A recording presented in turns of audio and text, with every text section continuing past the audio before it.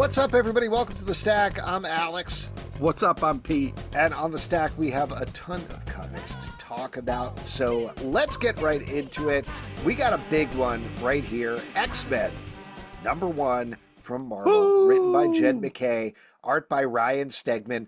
Now, per the #1, this is a brand new property about a bunch of heroes who have powers that are mutant powers, and they fight to protect humans, despite the fact that they're hated and feared, which I think is a really interesting concept. I'm joking. This is actually the first title. You got pause for all the people just rolling around in laughter right now. Oh my God. Yeah, we should probably take, like, what do you think? 5 minutes, 10 minutes, something like that? Oh, that was man. very funny. Oh, it's just so topical. Anyway, this is the first book for the From the Ashes era, which is picking up from Krakoa, the previous era that Pete hated and I loved. So I've been very curious to talk about this book, to give you a little bit of the groundwork here. This is having Cyclops leading a team out of Alaska, out of an abandoned Sentinel factory that includes Beast, Quentin Quire, Magneto, Tempest, I think her name is now. What? Temp? I think it's Tempest. I think it's Tempest. Anyway, and Psylocke is also on the team, and Magic. And ostensibly, they're very much in that world hates and fears them, but they are going to save it anyway mode. We're getting a bunch of extensions of a new group who wants to be the X-Men but hates the X-Men, some shadowy villains in the background, some classic X-Men stuff going on. Now, Pete, I've been very curious to hear from you what you think about this. You're right on the... Oh, Temper. Is it Temper, not Tempest? Yeah, it's Temper. Yes, and you just showed this to me. I'm going to give a quick shout out. It's not on the front cover, but we talked about it, I believe, last week. They got the heads on the page. Yeah. Which is cool. I want to talk about the whole format of the book, but before we even get into that, what'd you think, Pete? You were a original Krakoa hater. Now that we're out of that era, how do you feel? And I mean that legitimately. I'm curious to see if you feel like, yes, this is the fresh start I've been waiting for. Yeah, so first off, fan-fucking-tastic cover. Has like this old school feel to it, which I really like. It gets you excited to read The Promise of New Beginnings, which I'm like, yes, let's put all the BS behind us. Let's start. I feel good about it. I do feel like this is a good #1, you know? I mean, what sucks is you got the same crappy leader with a fresh-faced team, but what are you going to do? You can't have everything.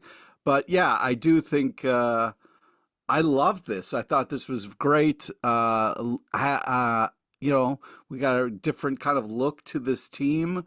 Had kind of a twist at the end, but also I don't know what beast this is, and if we can trust this beast at all. You know, his face is a little kind of like. So this gets to my problem here. I will also say, love Ryan Stegman's art in general. His beast is weird. To your point, it doesn't. It doesn't look right. This is the Beast who, as he indicates in the issue, was a clone with a backup memory from the My Stars and Garters era of the Beast. So he kind of knows what he has been doing in the intervening time on Krakoa, but he is from way before that. He's from, like, I think, like the rooming with Wonder Man and being on the Avengers era of the Beast. So that's who we're getting here. I thought it was the Beast that got cloned and was then fighting Wolverine, evil Beast, one of those beasts. No, this is the good Beast who is a scientist. It is. Let's use quotes around good. We don't know yet. I mean, I won't, because that's who he is.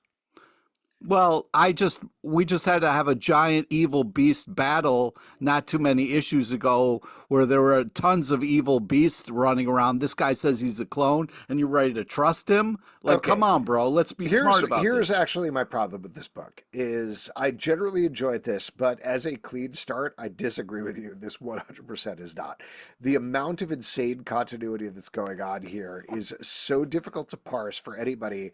I would not hand this to a new reader ever. Like, never in my life would it be like, you want to find out about X-Men? Here you go. It's Check number out one, X-Men dude. number What one. do you talk It about? is number one, but it is.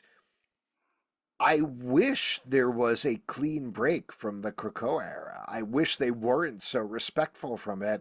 I wish they just jumped into it with something new and fresh and interesting. I think, not to intuit, I think we're going to get that from Uncanny X-Men number one number next month because that's what that feels like. But this is like deep continuity stuff with Jed MacKay sort of giving a Grant Morrison style riff on these red AIM hazmat suit costume characters who want mutant powers, love mutants but hate mutants, where I'm just like, this is too much. This should not be the first issue out of the gate. As an X-Men fan, I get all of this, but if you really are trying to create a clean runway to get into the X-Men, this isn't it.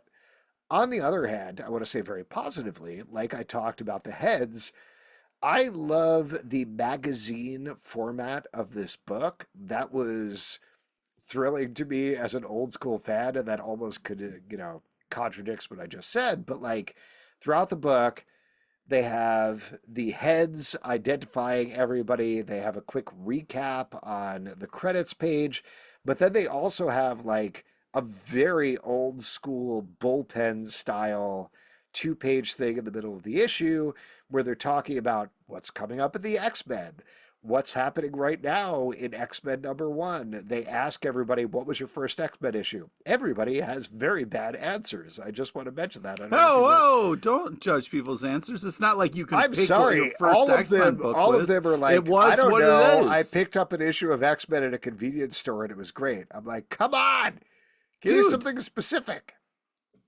You sons of bitches. some people's memories are a little I don't shoddy, know. dude. Don't be mad. What was your first X-Men comic, Pete? Jesus Christ. I don't remember. I can remember my first comic. I can remember my first Captain America comic. I can remember it was like my first Spider-Man comic, but I can't remember my first X-Men comic. I don't remember the number, but mine was Mutant Massacre 100%. And I read that because I was reading Thor, I was reading Power Pack, and I was like, oh, this is a tie-in. I should read the X-Men comics. And I was like, What this is what are you amazing. arguing right now, that you're a better nerd? Like, what's going Yeah, on? I think all these writers and artists should turn in their nerd cards. That's Oh what my I'm God. saying. I'm Anyways, gatekeeping. I would like to get back to this comic if we could. I thought it was Absolutely not. funny having Quentin Quire trying to learn the fly the blackbird there. Mhm. I thought that was kind of a nice thing. Temp seems chill. I was hoping it was like temper, like short for she has a huge temper. You know what I mean? I got excited about Mhm. that, but that's not what happened. But temperature, so cool. Still into it. Yeah, and then kind of Magneto shows up, ruins the whole vibe, and we kind of get a little, spoilers, but a little twist at the end that they're not as friendly as they are portraying. I to back up what you're saying, other than the fact that this is not a great new number one to hand a fresh new reader, as a X-Men fan, I like this team dynamic. I think Jed MacKay is a really good, solid writer. Everything that you mentioned is absolutely present in the book and interesting. Ryan Stegman's art, other than Beast, who is weird, is good. But I did like the romance, the burgeoning romance between Beast and the police chief in the Alaskan town that they're staying in. I'm 100% on board as an X-Men fan, but like again, I want there to be something fresh and new and a clean break where I'm like, start here, and we're not quite there. Yeah, it's hard to be like, hey, Totally. forget everything that's happened. You know what I mean? We're going to start Mhm. fresh here. Fuck you, all of the people who supported us and read this comic for years. It is tough. I wish they had done that. Maybe I'm misremembering it, but I was thinking a lot about New X-Men while I was reading this, Grant Morrison and Frank Quitely, and that team was like, hey man, we're going to distill it down to just the team we want to do. We're throwing in a bunch of crazy ideas. We're throwing in like Omega Sentinels. We're throwing in, it wasn't Omega Sentinels. It was, I'm forgetting the name, but like the Sentinel factories, the master molds. We're throwing in secondary mutations, all these insane ideas. But it's literally just like X-Men. They're fighting people. That's all you need to know. And then we're going to get the character dynamics and focus on them from there. This feels like right now the hangover from Krakoa, and I want us to move past that. That's all. Well, at least it's Hangover 1 and not like Hangover 3. You know what I Oh, mean? man. Yeah, they're really like dragging out the And series just on so I that. got the gist of your notes, you're upset because Grant Morrison isn't writing this? Is that what you're saying? Jesus Christ, Yeah, guy. you picked it up. Yeah, Get your that's life in 100% check. what I'm saying. All Yes. right, let's move on to one that you enjoyed. Oh, man. This is my most hyped issue of the week. Action Comics 1067 from DC Comics, written by Gail, Simone, and Rainbow Rowell. Art by Eddy Barrows. Excuse me. I'm going to vomit with excitement. And Cian Tormey. We are getting back after the House of Brainiac storyline to a Superman All Stars, Superman Superstars, I think what they're calling it. And Gail, Simone, and Eddy Barrows' story is, I'm so contradictory here with my like deep continuity stuff, but it is back in the day when Superman, Lois, and Jimmy all worked for, I think it's WGBS, the TV station that was working out of the Daily Planet for this from like the early 80s or something like that. It reads like a John Byrne comic that's 100% what she's going for, and it's wild. And then the backup story is Rainbow Rowell writing a, again, very like she does on She-Hulk, very grounded character story about Superman and Lois that finally gets to something that everybody has thought about a million times, where Lois is like, hey, Clark, you can't journalistically write stories about Superman. That's a conflict of interest. And I loved both of these stories. They're so totally different, but so great. I love this book. I mean, that's kind of ridiculous. That's like Lois being like, you got to change more than your glasses, Soups. I mean, what are we doing here? You know what I mean? Like, it's still She, a, no, but she's right, though. And I that's mean, like they're not, Spider-Man shouldn't take pictures of Peter Parker. I mean, what are we that's doing? true. Here's the thing is that, like, this is a backup story in Action Comics. It takes place in continuity. I don't think we're going to end up with like Clark Kent can never work at the Daily Planet again, but she's right. I've worked in multiple newsrooms and you have to disclose these things. And the fact that Clark Kent is like, I'm going to write a piece about Superman, that's an enormous conflict of interest. Yes, yes. In the reality of the world, Yeah. yes. But that's not what we're doing here. But that is what she's doing. She's writing, like she does on She Hulk, romance comics. This is creating a conflict in the relationship between Lois and Clark that is not about, like, I'm attracted to another person, so I'm creating romantic stress. It is creating stress on the relationship in a different way. And that's great. Like, that is good tension that I want to read. Okay, I'm glad you're Did you having a like great time. it? Did you like it? Did you love it? It felt like a classic Superman story. It felt weird because it was like making fun of Superman's deal a little bit, but yeah, I mean, this is definitely an unbelievable team that they have on this. I'm excited about the talent that they have in there, and I'm excited to see what's going to happen. You sound so bummed out right now. I think this is great. I think if you are looking for something that is It's just, I hate seeing my parents fight, so watching Lois and Soup's fight over the Daily Planet is a little bit like, yeah, I understand what you're saying, and I appreciate that. But at the same time, having Lois and Clark, this they're is a not constant, explorers. Don't say it like they're fucking Lois and Clark. You know what I mean? Like, come on, man. the new adventures of Superman. That's what I'm getting at. Okay, great. The thing that people often miss with married couples in fiction is Oh, wow. Look at this statement. there can be tension that is not all about romantic tension. that there can be issues they need to work with that are dramatic and are big, but they don't have to be, well, now we're breaking up and that's it. And that's what Rainbow Rowell is doing here, and I think laudably so. I love the fact that she has found a pocket where Clark's like, yeah, man, I could write stories about Superman. I've been doing that for decades at this point. And Lois, who is now the editor in chief of the Planet, is like, you can't. I can't approve that. There are legal issues there and there are problems. And that creates the tension. But the tension is not about, oh, well, now they're going to break up and Lois and Clark are done forever. It's how do they get past this problem? And I don't know. So it's exciting. There's good Oh, tension. It's interesting. I'm glad you're excited. I am excited. From the world of minor threats, Barfly #1 from Come Dark on. Horse Comics, written by Carl Starks, Patton Oswalt, and Jordan Blum, art by Ryan Browne. We are following a henchman who Come is on. a Shit fly. Eater is now one of my new favorite characters. This is a glorious story. I mean, come on, dude. What's more underdog than this fly? You know what Yeah, I this mean? is an all-star team, and this is a worthy addition to the Minor Threats universe, which is great. Bringing in Kyle Starts, who we love here on the show, Ryan Yeah. Browne from Curse Words and Legend. 8 Billion Genies and everything.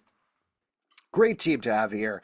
And you got this fly who is silent the entire time, going on criminal adventures, but just trying to be his own man. And it's great stuff.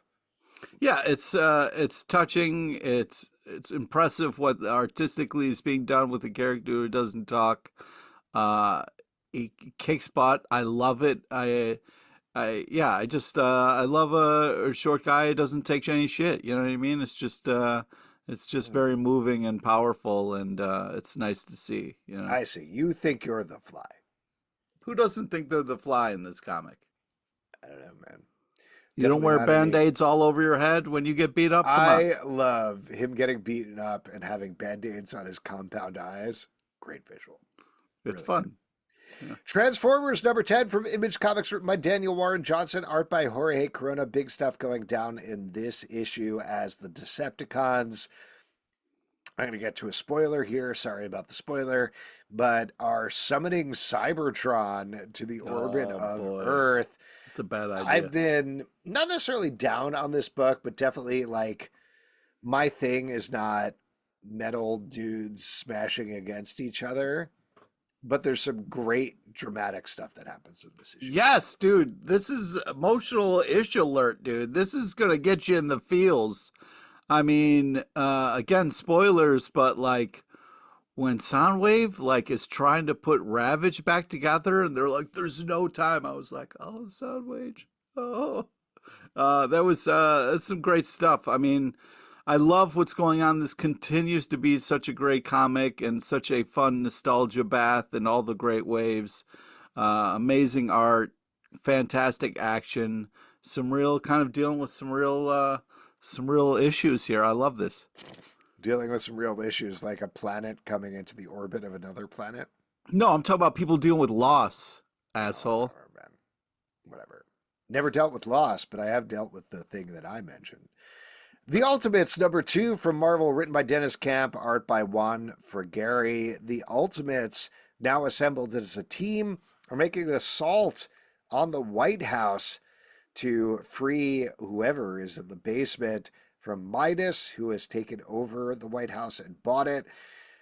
This is a wild book that I think 2 issues in is absolutely living up to the Ultimates name in terms Yeah. of You want crazy. ultimate? You got it. 100%. And the reminder here, particularly with every other book, kind of like Ultimate Black Panther is kind of a Black Panther story with a couple of tweaks, right? And Ultimate Spider-Man is a little bit of a twist on the familiar Spider-Man story. Ultimate X-Men is doing its own thing in Japan, but the reminder here that like, oh yeah, there's no United States in this universe is crazy.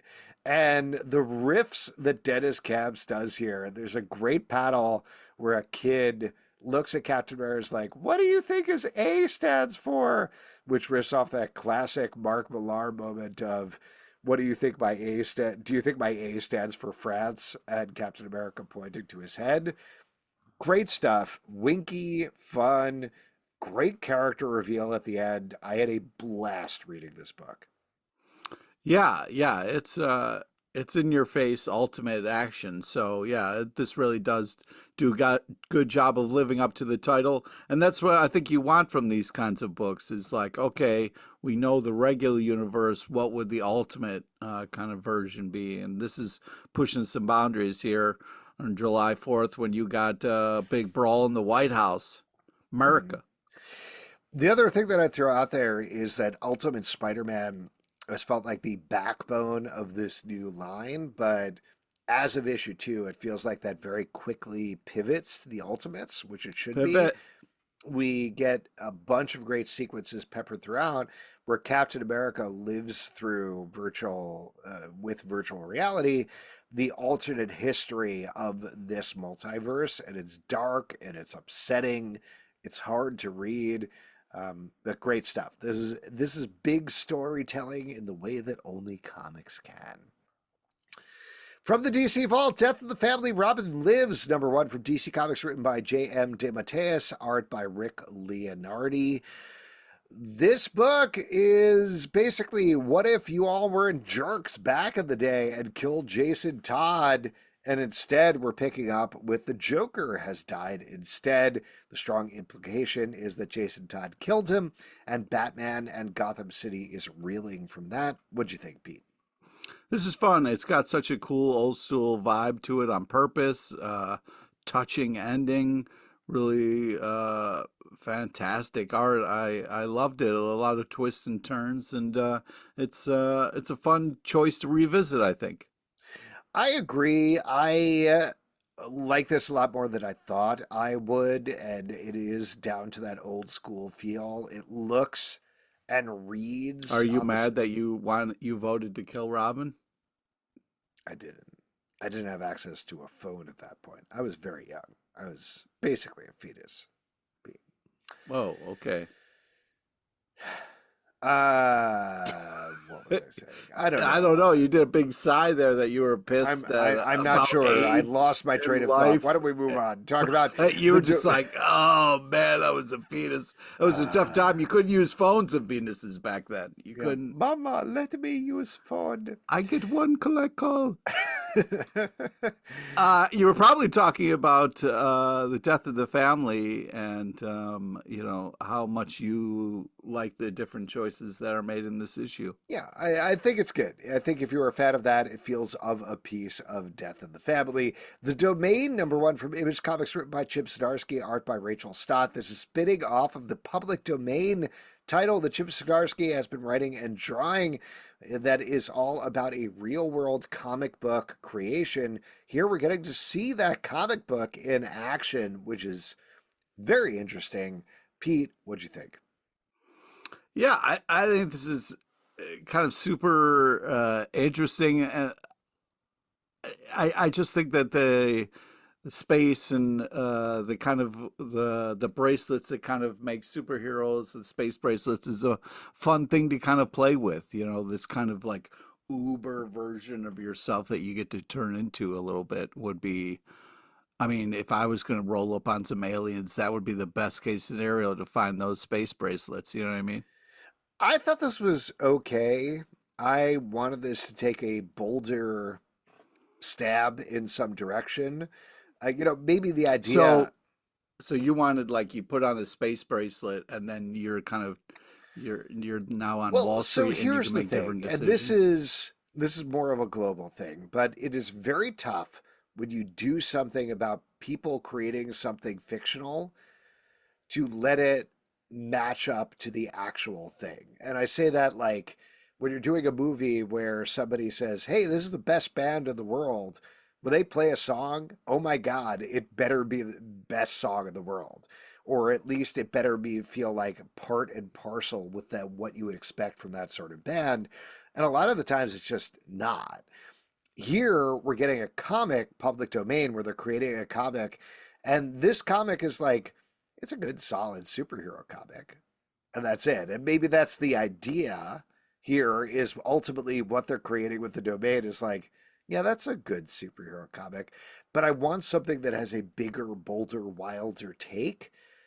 Maybe that would adversely affect public domain, but as is, since this is, Maybe I think, they're lulling you to sleep a little bit and making you think it's about Superman stuff, superhero stuff, but it's going to be bigger. maybe it might be bigger. I'm like, I like these characters and I like what's happening here and I like that it exists. I appreciate the fact that they've spun this out into a real comic book, but it feels so relatively generic. Like there's a little bit of Green Lantern, there's a little bit of Sentry going on here that I wanted something bigger and more interesting from this book.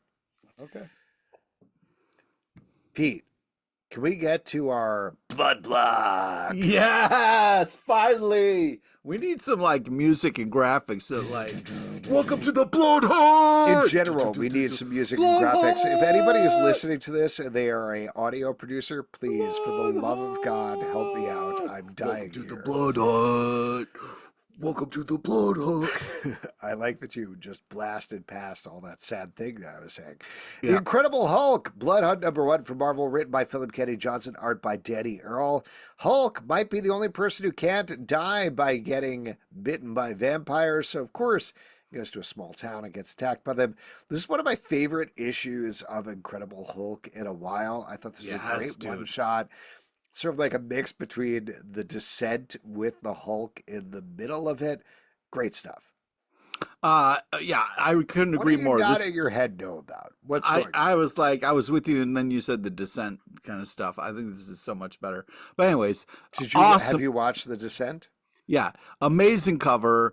I think this rocks. I love this so much. Kind of amazing, touching, almost twisted story, but with beautiful art. Uh, I just love the every panel of this. The way the story starts, the slow build to action, just it's not really in the Blood Hunt, but they do talk about how the Blood Hunt has affected this story, so it is in the Blood Hunt universe, and it didn't feel too shoehorned in there. So I just felt like whatever, this was just such a cool Hulk issue and done artistically in such a fun way that I had such a blast with this. It was, we read a ton of comics and this really just kind of refreshed me, made me have hope about the world again. It was just Wow. just such a nice comic that I really, Danny really, Earl's art is great in this. We get to see a yeah. bunch of vampires who live under the ground in a very sunny desert style The ground area. vampires. People don't Ground talk about the vampires. ground, but yeah, yeah. It's terrifying. It's like vampire hell, and it's really cool to see. It's very well done. All the Hulk stuff is well done as well. Like a lot of this title, and we love obviously Philip Kennedy Johnson here on the show, but it's gotten very big and arch, and there's some deep mythology going on. Getting a very Tales from the Crypt style episode thrown in here in the middle, very good. Really I like mean, this issue. it also does such a great job of like just starting with this kind of like story about this man telling kind of the tale of Hmm. a town and all this stuff, and you're just like, the fuck does this got to do? And then you're just kind of like, oh my god, yeah, just smart writing, unbelievable action, and it's worth it for the art alone. Yeah, this is, if you're a Hulk fan or interested at all in Blood Hunt, this is a great one to just pick up and Yeah. read versus what we were talking about with X-Men before. This is just a good one-shot issue. Very happy with this. Yeah. Union Jack the Ripper, Blood Hunt #3 from Marvel, written by Kevin Scott, art by Kev Walker. This is the final issue here as we find out what has been going on as vampires invade England. Some big stuff goes down. Pete, what you think about this one? Yeah, I really love this as well. It's got a fun kind of Hellboy vibe to it. Great issue, tons of action. Love the villains, game plan. Love the kind of just Yeah, there's a lot going on here, but yeah, I just thought it was like a cool, well executed idea in the middle of all this madness, and yeah, it was fun to see kind of Union Jack kicking some butt. Shout out to the Kev Walker art in this issue. The designs are great. The villain reveal of this issue is great. How they eventually take down the villain is so gross when it Yeah. happens in exactly the way that you want from a vampire crossover. So good stuff there. Speaking of great art, Wolverine. Yes, Pete. I just wanted to take a quick moment here. There's something we're in the middle of this blood hunt. We have this very touching memoriam to Don Perlin, and I just thought they did a really nice job with that. And he died of vampires, I So he did work on a werewolf book. believe. I'm so sorry. You should Wolverine be. Blood Hunt #3 from Marvel, written by Dude, Tom when you Waltz. die, I hope somebody does so many bits about you and like just That's fucking fine. rips you That to would make me shreds. so happy when I'm in hell, probably, I assume. Wolverine Blood Hunt #3 from Marvel, written by Tom Waltz, art by Juan Jose Rip. Wolverine is going after Maverick, has been turned into a vampire and thinks he's going to be the king of the vampires, except oopsie daisy, it looks like it might be Wolverine. This is just leading into the Juan Jose Rip art here with big fight scenes that are gross and bloody. Good stuff. Yeah, I mean, this is what you want from a blood hunt, where it's just kind of like Wolverine ripping through vampires and then the kind of having this plan and then the fun twist and then, oh shit, is Wolverine going to be the king of the vampires? Like, what's going to happen here? And I believe that was a what if one time that I read. Hmm. Could be. Last but not least, let's talk about the Avengers #16 for Marvel, written by Jed MacKay, art by C.F. Villa. This is the final issue of this arc as Captain America leads a bunch of substitute Avengers to take out Baron Blood. As I have said with every issue here, this is the easily the best arc we've had on Avengers from Jed MacKay so far, and that all comes down to just great characterization here. Exactly the dynamics I want to see from an Avengers book. Captain America doing some killer Captain America stuff throughout. There's a big Quicksilver book as well. Like he gets some great hero moments. Man, this is what I wanted on this book regularly, which thus far, up until Blood Hunt, has felt like a bunch of people having a business meeting and has been bumming me out. Here we're getting like classic Avengers stuff, and it's great to see. Yeah, a lot of great action, fun kind of stuff. I mean, Captain America bringing back the sun, that's huge. You know what I Mhm. mean? Like, what a hero. You Oh my know? God. I mean, I come on, love that dude. moment. Like he takes the helicarrier that Blair Yeah. and Blood is on and is like, hey man, we're gonna fly this above the sun. There Oops, we vampires. That's great. suck it. The whole everything with Pietro, where Captain America is just like, hey, you're really good at messing things up. Go do that. It Great. was, it And was then like his Pietro Hulk being like, smash. got it, I'm on it. And then the final twist with Pietro and Kate Bishop? Nope. Hawkeye. Kate, what? Oh my god. Oh my I God. gotta look. Why I have I gotta look forgotten this up. her name? Oh my Anyway, Hawkeye 2 teaming up. We know comics. We've only been doing this for a while. god. Anyway, them teaming up I thought was Kate great Bishop as is well. Hawkeye, but like I Yeah, it's I did Kate Bishop. for some reason I was like it's not. But you're right. It is Kate Bishop. Why we? Thank you. My Yeah. goodness. Hercules hazmat stuff as well. Great characterization. Love seeing them together. Um, so good. This is the Avengers that I want to read, and I was very, very happy.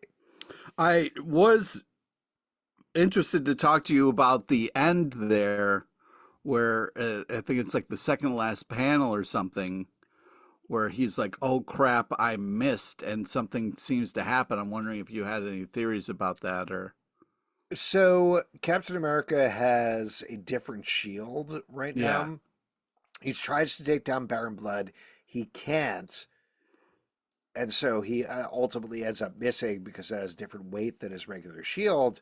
Pietro, though, has a plan on plan, and his plan is to send Hawkeye out. And as far as we know, Hawkeye shoots Baron Blood with a silver tipped arrow, which at the very least is going to hobble him, if not take him out permanently. Obviously, they're leaving it up to the next creative team, but I thought that was a great ending there. I thought you were talking about one teamed up with Hercules. That's why I was like first shaking you off there. I apologize. No problem. Why don't we turn from our blood block to our power hour as we talk about the absolute power books DC Comics. Pete giving a big thumbs down Bam, here if you're listening to the bam. audio podcast.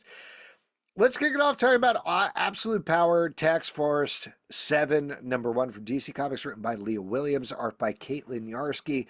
So the idea of this book is this is a sort of anthology following the various Amazo robots that Amanda Waller has sicked on the DC universe to suck their powers. Here we're following an Amazo robot that seems to be like a Superman family robot that's gone after the Shazamily, if you will. I thought this was very good. I like the danger here for the Shazamily. I love seeing Billy and Mary try to get out of things without their powers. The Black Adam cameo was great. And as always, I am in love with Caitlin Yarsky's art. Just great stuff. Okay, so I agree with a couple of statements you said there. Hmm, Art's interesting. bananas, just absolutely fantastic. You're right. The Black Adam stuff was great, but that's about as far as I'm going to agree with you.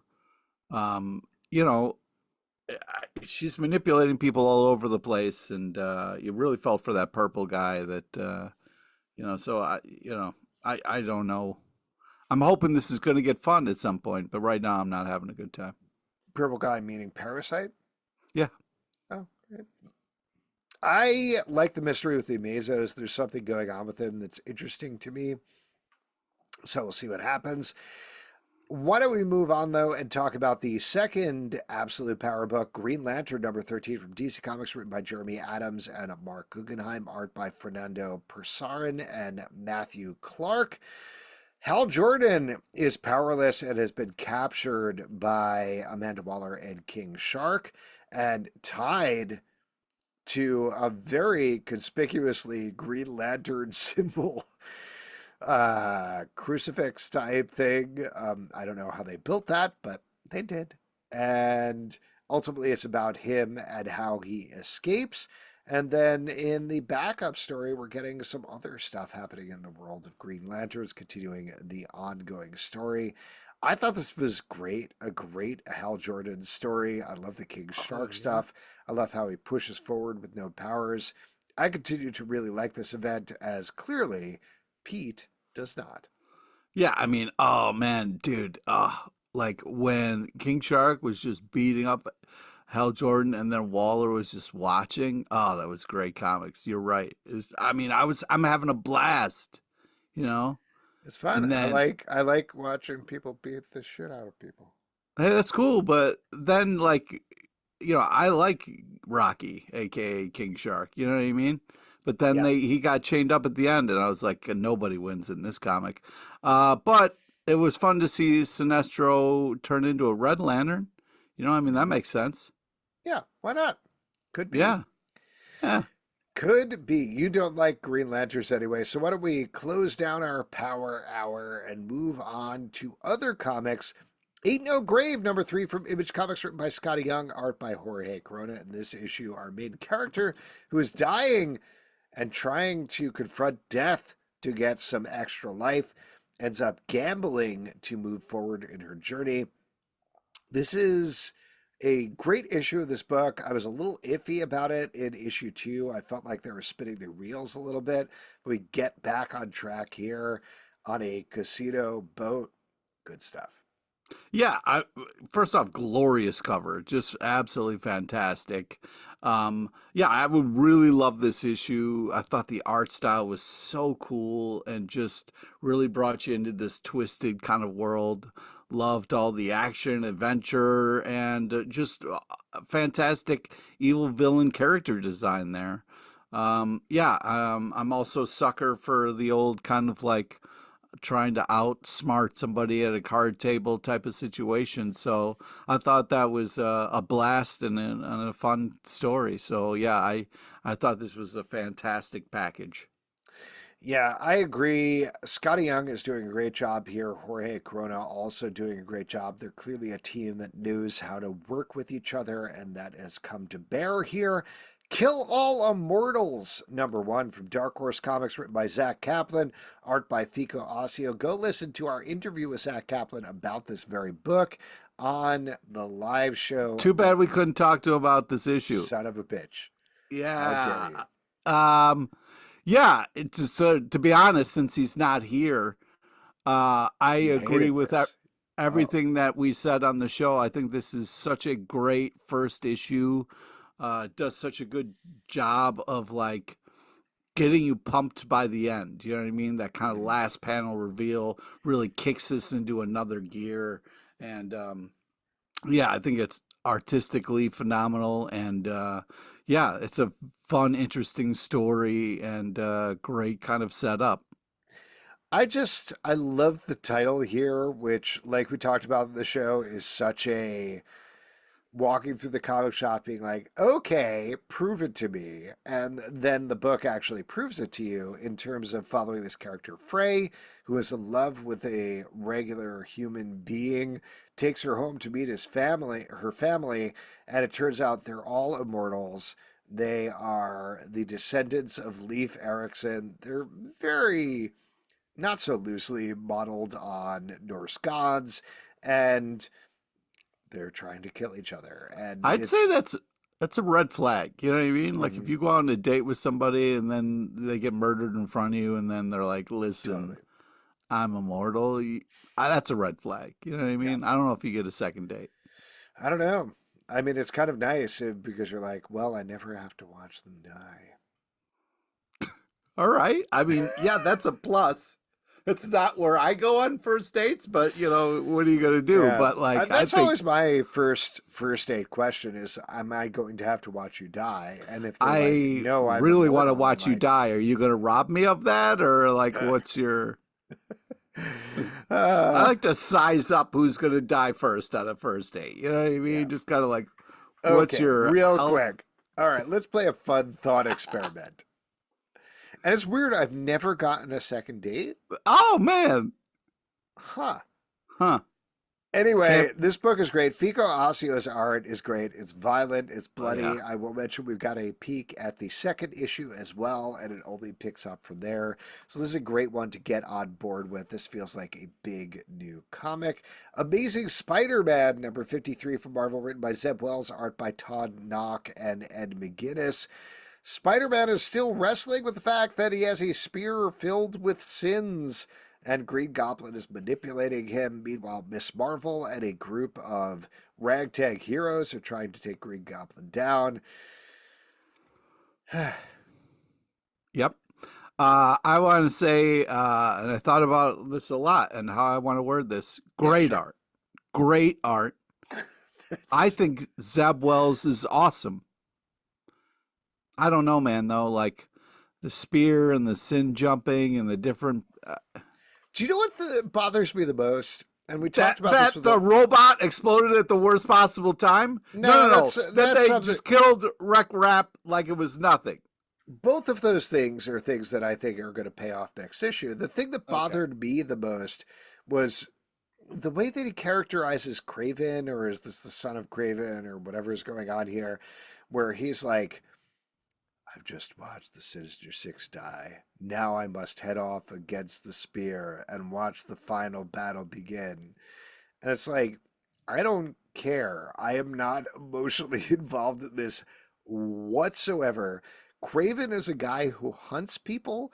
Please let him hunt things again. That's all I want. Let Like, him hunt things again. That's let your. him hunt. Hashtag let him hunt. Oh my God, let him hunt. All Uh, of this, though, feels so off. And it sucks. Like, I hate feeling this way because I don't want to be like, this is how comics should be. But Spider-Man kind of needs to be a certain way in stasis for its entire history. It does. It needs to be like, oh man, I'm Peter Parker down on my luck, and I try to do something heroic. It is over the top. It pummels me. Ultimately, everybody hates me for doing this thing, but it was the right thing to do. We are I getting 0% of that in this run on Amazing Spider-Man. Well, whatever. I just think that they plan things out for so long, and it's just like we just had this whole thing where everybody's jumping Doc Ock's in Peter Parker's body. Peter Parker's in Mm-hmm. Doc Ock's body. We're swapping around. It's the whole thing, and we've been doing that, and that was super popular. So then they're like, "What if the spear can make use?" And you're just like, "Can I just get Spider-Man fighting Green Goblin and like stop with this who's really in there running the thing?" And I just I totally agree with you. And I also want to agree with nothing against Zeb Wells, Todd Knock, and McGinnis. They're doing the job. they're all great. All Yes, great. I cannot wait for this era of Amazing Spider-Man to be over. Like, Well, legitimately cannot wait. just the next storyline.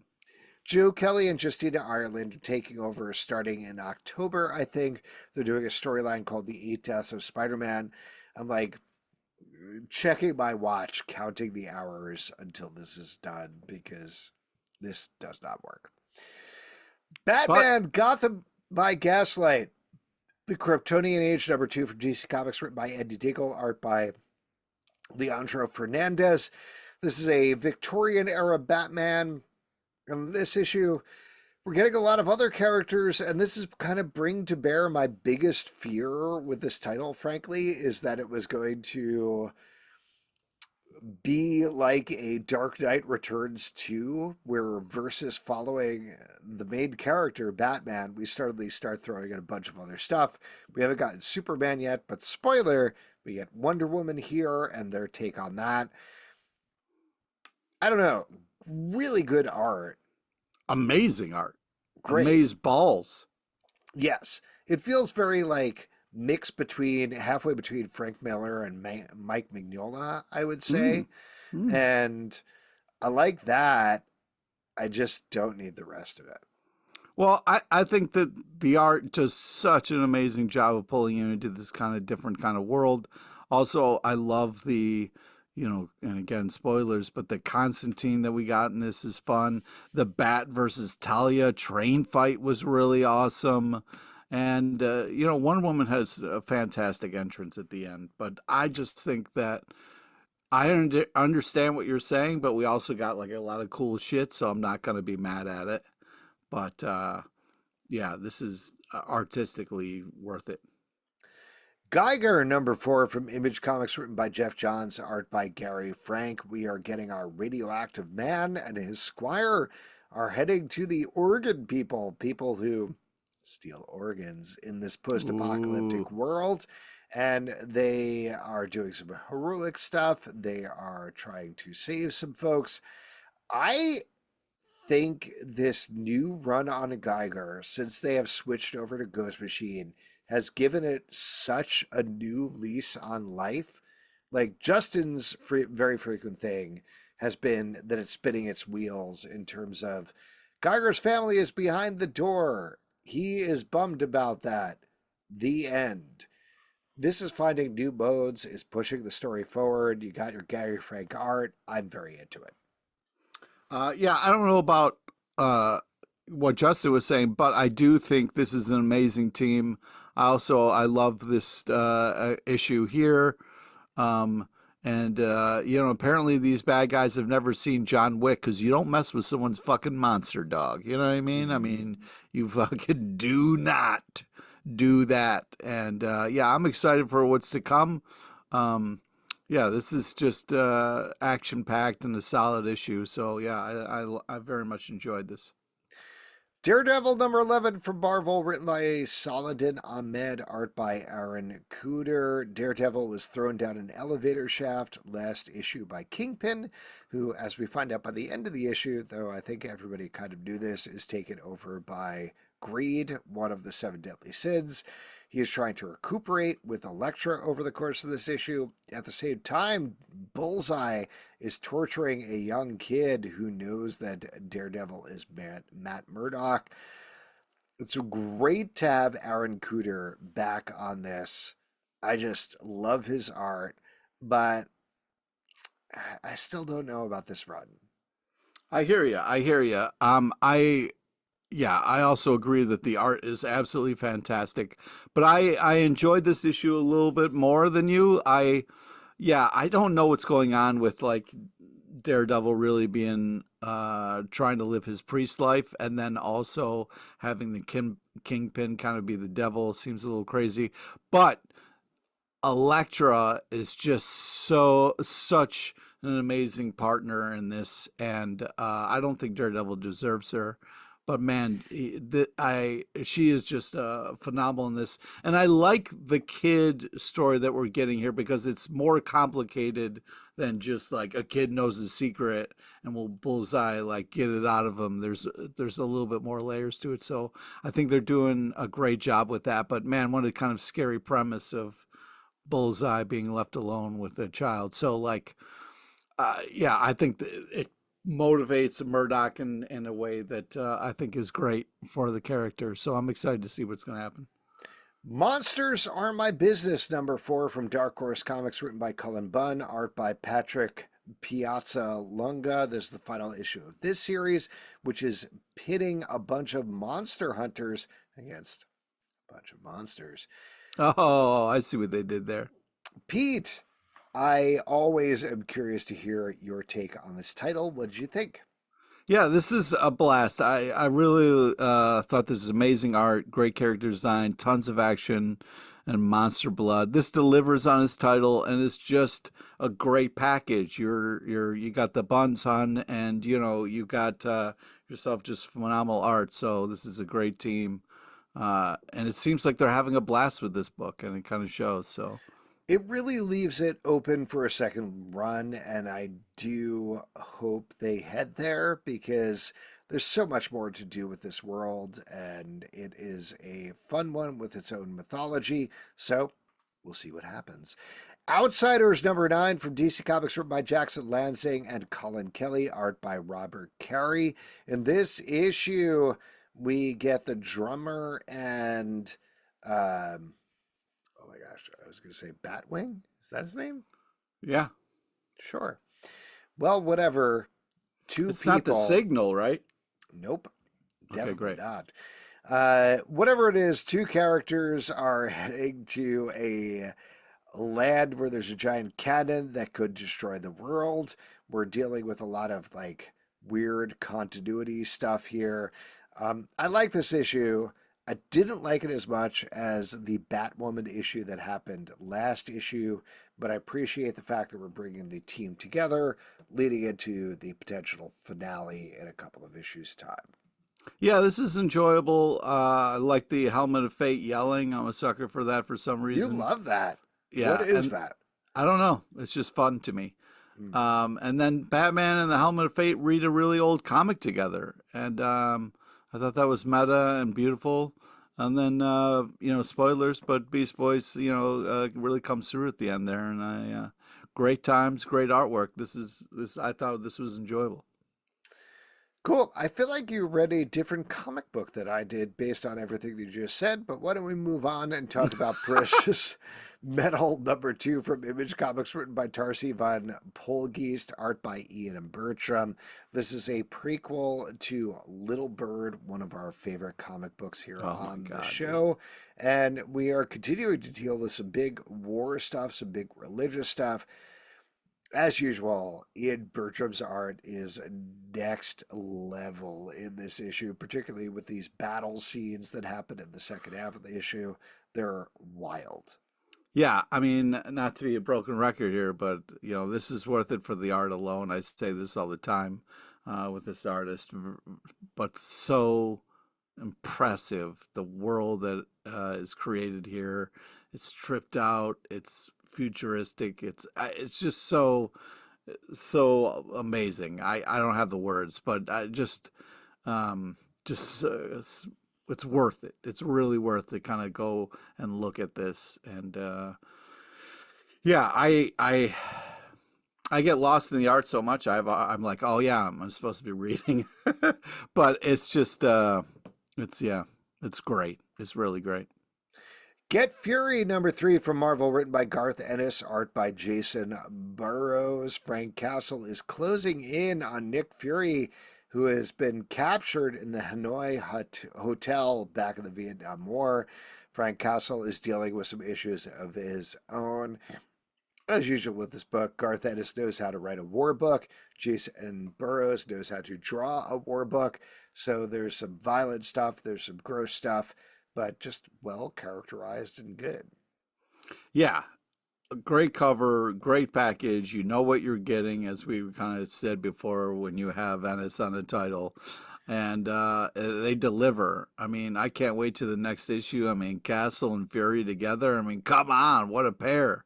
Uh, yeah, just throwing dudes under buses, man. That's some gross shit. But this is good times. That was extremely gross. Profane #2 from Booba Studios, written by Peter Milligan, art by Raul Fernandez.